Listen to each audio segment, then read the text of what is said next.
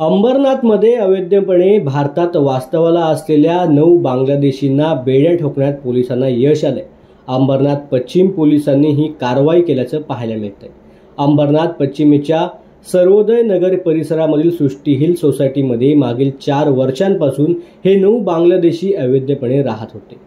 याबाबतची माहिती अंबरनाथ पश्चिम पोलीस ठाण्याचे प्रभारी अधिकारी राजेश गज्जल यांना मिळताच त्यांनी कारवाईचे आदेश देत या 9 बांगलादेशींना बेड्या ठोकल्या। यामध्ये 5 पुरुष आणि 4 महिलांचा समावेश असून त्यांच्या मोबाईलमध्ये सापडलेल्या कागदपत्रांवरून ते बांगलादेशी नागरिक असल्याचं सिद्ध झालंय।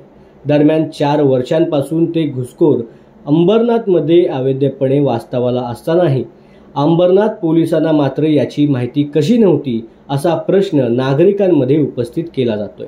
4 मध्ये बांगलादेशी आढळून आल्याची माहिती समोर आली, काही जण अटक सध्या केली, काय संपूर्ण माहिती? अंबरनाथ पोलीस स्टेशन अंतर्गत ही काल रात्री अंबरनाथ तपास पथकाने केलेली कारवाई आहे। यामध्ये गोपनीय माहितीद्वारे आम्हाला आज समजलं होतं की काही बांगलादेशी इथं वास्तव्यास आहे। मग त्या अनुषंगाने आम्ही संबंधित ठिकाणी जाऊन चेक केले असता यामध्ये 5 पुरुष आणि 4 महिला बांगलादेशी आढळून आलेले आहेत। त्यांच्यावरती आम्ही पासपोर्ट अधिनियम आणि विदेशी नागरिक अधिनियमाअंतर्गत कारवाई केलेली आहे।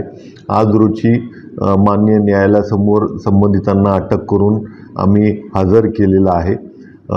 या संदर्भाने आणखी काही विस्तृत माहिती जी आहे ती पोलीस कस्टडीमध्ये संबंधित नागरिक जे ते आल्यानंतर आम्ही सांगू। सर, अशा नागरिकांना जे आश्रय देतात, भाड्यावर राहण्यासाठी रूम देतात, त्यांना डॉक्युमेंट बनवून देतात, त्यांच्या कुठल्या पद्धतीने कारवाई केली?